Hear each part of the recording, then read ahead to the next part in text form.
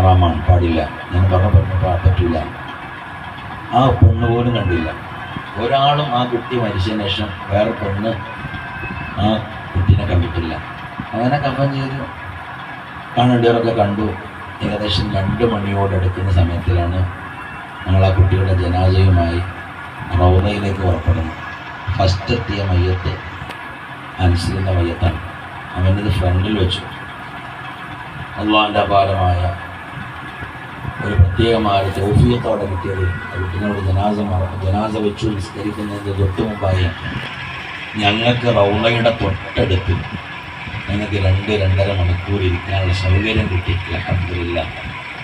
അവിടെ നിന്ന് ദ്വാരക്കേണ്ടതൊക്കെ ദ്വാരന്നു.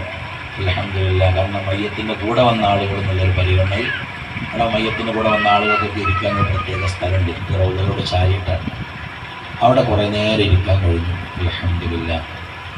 അപ്പോൾ KMCC വലിയൊരു പ്രവർത്തനം ഉണ്ടായിരുന്നു. അയാൾ പറഞ്ഞു, പിന്നെ ഇത് മഗ്‌രിബിനോ ഇശാഇനോ മയ്യത്ത് നിസ്കരിക്കുകയാണെങ്കിൽ ഇത്ര സമയം കിട്ടില്ല.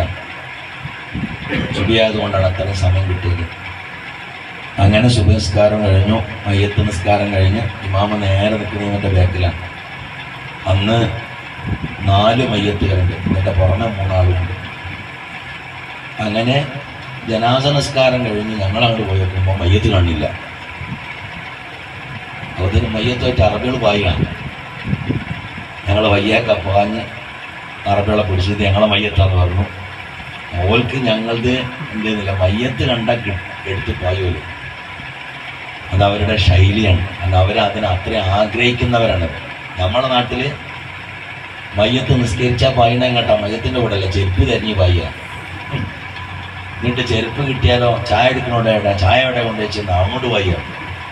അത് കിട്ടിയാൽ പിന്നെ മയ്യത്തൊക്കെ മറയുന്നില്ലേ, അമ്മ വിചാരിച്ചോടെ തന്നെ കിട്ടിയില്ലേ, അഭിപ്രായം പറഞ്ഞു പോകാൻ പോവാണ്. എന്നാൽ ഏറ്റവും അഫ്ളലായ സംഗതി മയ്യത്ത് കാണലല്ലോ. ഏറ്റവും അഫ്ളലായത് മയ്യത്തിൻ്റെ കൂടെ നടക്കുക, മയ്യത്തിൻ്റെ ഒപ്പം മയ്യത്ത് നിസ്കരിക്കുക, അത് കഴിഞ്ഞ് ജനാസ മറവ് ചെയ്യൽ കർമ്മത്തിൽ പങ്കെടുക്കുക, മൂടുകല്ലിൻ്റെ മുകളിലേക്ക് മണ്ണ് വാരിയിടുക, മയ്യത്തിന് വേണ്ടി പ്രാർത്ഥിക്കുക. അതൊക്കെ വലിയ തവാന്ന് നമ്മളൊക്കെ പക്ഷെ അറബികളിത് ഓടി. അപ്പോൾ ഞങ്ങളെ പിടിച്ചു വണ്ടി നിർത്തി. 19ാമത്തെ മയ്യത്ത് അവൻ്റെ മയ്യത്ത്. ഇന്ന് നമ്പർ 19. 4 മയ്യത്തുകളെടുത്ത് 4 ആൾക്കും നമ്പർ ഇട്ട് കൊടുക്കും. എന്നിട്ട് 19ാമത്തെ നമ്പറാണ്. അങ്ങനെ സാധാരണ മറവ് ചെയ്യാറുള്ളത് ഉസ്മാൻ ബിൻ അഫ്ഫാൻ തങ്ങളുടെയൊക്കെ ബാക്കിൽ, ജന്നത്തുൽ ബഖീൻ്റെ കണ്ണ ബാക്കിലാണ് അവിടെ മറവ് ചെയ്യുന്നത്. പക്ഷേ അന്ന് ബാക്കിൽ ആ മതിലിൻ്റെ അടുത്ത് വരെ മയ്യത്തെത്തി, മറവ് ചെയ്യൽ എത്തി. പിന്നെ ഇപ്പോൾ ചെയ്യുന്നത് ഫ്രണ്ട് ഭാഗത്തുള്ള കബറുകൾ, പഴയ കബറുകളൊക്കെ മാന്തുകയാണ്. അൻസിൽ മോൻ്റെ ജനാസ നിസ്കാരം കഴിഞ്ഞത് പോണെങ്ങോട്ടാണ്? ഉസ്മാൻ ബിൻ അഫ്ഫാൻ തങ്ങളുടെ മയ്യത്തിൻ്റെയും മുന്നിൽ, അതായത് സ്വഹാബ നിബിതങ്ങളുടെ ഭാര്യമാർ അവിടെ ഉഹദിൽ യുദ്ധത്തിൽ പങ്കെടുത്ത് മുറിവെക്കിയ ആളുകൾ കിടക്കുന്നത്, അതുപോലെ നിബിതങ്ങളെ പ്രിയപ്പെട്ട മക്കൾ കിടക്കുന്നത്, നിബിതങ്ങളെ സ്വഹാബത്ത് കിടക്കുന്നത്, ആ ഒരു ഏരിയ ഉണ്ട്. ആ ഏരിയക്കാണ് പോകുന്നത്. അത് ആ ഏരിയക്ക് ഒരു 6ാം ഫ്ലോർ എന്നറിയും. ആ ഭാഗത്തിൽ സെൻട്രൽ ഭാഗത്തിൽ ഈ കുട്ടിയുടെ മയ്യത്ത് അവിടെ മറവ് ചെയ്തു. വലിയൊരു മീസാൻ കല്ല് വെച്ചു. ആ മറവ് ചെയ്യുന്നതൊക്കെ മയ്യത്തെടുത്ത് അവനെ കബറിലേക്ക് വെച്ച്, ഞാൻ അറിയാതെ പറഞ്ഞു പോയി, അൻസിലജിങ്ങോട്ട് നിൽക്ക്, ഞാനവിടെ കയറി കിടക്കട്ടെ എന്ന് പറഞ്ഞു. അങ്ങനെ മുത്തുനബിൻ്റെ തൊട്ടടുത്ത് സല്ലല്ലാഹു അലൈഹി വസല്ലം സ്വഹാബത്തിൻ്റെ കൂടെ, ഫാത്തിമ ബീവി റളിയല്ലാഹു അൻഹയുടെ കൂടെ, ഉസ്മാൻ ബിൻ അഫ്ഫാൻ തങ്ങളുടെ ഫ്രണ്ടിൽ. നമ്മളൊന്ന് ആലോചിച്ച് നോക്കണം. ലക്ഷക്കണക്കിന് ഞങ്ങളവിടെ മറവ് ചെയ്ത് സുബഹിക്ക് ശേഷം അവിടെ ജന്നത്തുൽ ബഖീലേക്ക് ആൾക്കാർക്ക് വരാനുള്ള പ്രവേശനമുണ്ട്. 1000കണക്കിന് ആളുകളാണ് അതിലൂടെ സലാം പറഞ്ഞ് ഫാത്തിമതി യാസീനോദി അങ്ങനെ നടന്നു പോകുന്നത്. മറവ് ചെയ്ത് മൂടുകല്ല് വെക്കേണ്ടത് ആവശ്യം അവൻ്റെ ഇത്ര സലാം കിട്ടിക്കഴിഞ്ഞിട്ടുണ്ടാവും. നമ്മളൊന്ന് ആലോചിച്ച് നോക്കുക. ഇതിലൂടെ എനിക്ക് മനസ്സിലൊരു പാടുണ്ട്. നമുക്ക് തിരിയേണ്ട ഒരു സംഗതി, അത് ആഗ്രഹിച്ചു പോയത് കിട്ടുന്നുള്ളതാണ്. നമുക്ക് ആഗ്രഹങ്ങളൊക്കെ ബിദ്അത്ത് മഖ്സൂദ് അവിടെ കിടക്കലൊന്നല്ല. ബിദ്അത്ത് മഖ്സൂദ് നിങ്ങളെ സിയാറത്ത് ചെയ്യണമെന്നോ അല്ലെങ്കിൽ ഉംറ നിർവഹിക്കണമെന്നൊന്നുമല്ല. നമ്മുടേത് കുറേ കാര്യങ്ങളുണ്ടാവും. ഈ ഉംറ കൊണ്ടിൻ്റെ കാലുവേദന മാറണം, ചൊറി മാറണം, കച്ചവടത്തിൽ ബർക്കത്തുണ്ടാകണം. ഇതൊക്കെയാണ് നമ്മളത്. ഭാഷയ്ക്ക് വിത്ത വേണം, കിട്ടുകയാണെങ്കിൽ ആക്കിയപത്ത് നന്നാവണം. മറ്റൊക്കെ ഒക്കെ പിന്നിലാണ്. പക്ഷെ ഈ കുട്ടിക്ക് കച്ചവടത്തിൽ വർദ്ധത്ത് വേണ്ട, ഈ കുട്ടിക്ക് മക്കൾ നന്നാണ്ട, ഈ കുട്ടിക്ക് ഭാര്യയുടെ സ്വഭാവം നന്നാണ്ട, ഈ കുട്ടിക്ക് വീട് പണി കൊടുക്കാവണ്ട, ഈ കുട്ടിക്ക് ഒന്നും വേണ്ട. പാപ്പയും അമ്മയും പോയത് ഈ കുട്ടി ഒന്ന് നടന്ന് കാണാനുള്ള തോഫിക്കണം. പക്ഷെ അവൻ നടക്കാനല്ല, അവൻ അടക്കാനാ പോയത്. അവൻ്റെ ഉദ്ദേശം അല്ലാഹു സ്വീകരിച്ചു. അവൻ ആ മണ്ണിൽ സുഖമായ സന്തോഷത്തോടുകൂടെ കിടക്കാൻ. അല്ലെങ്കിൽ ഈ കുടുംബത്തിനോട് പറയാനുള്ളത്, കുടുംബം വളരെ സൂക്ഷ്മതയോടുകൂടെ ജീവിക്കണം. അന്ന് നിങ്ങളുടെ പ്രിയപ്പെട്ട മകൻ ആ മണ്ണിൽ കിടക്കുമ്പോൾ ആ മകനിഷ്ടമില്ലാത്തതൊന്നും നമ്മുടെ ജീവിതത്തിൽ നിന്ന് വരാൻ പാടില്ല. അത് വന്നു കഴിഞ്ഞാൽ അവൻ്റെ കുരുത്തക്കേട് കൂടെ നമുക്ക് പറ്റും. നമ്മൾ വളരെ സൂക്ഷിക്കണം. അത് നമ്മുടെ മകനാണ്.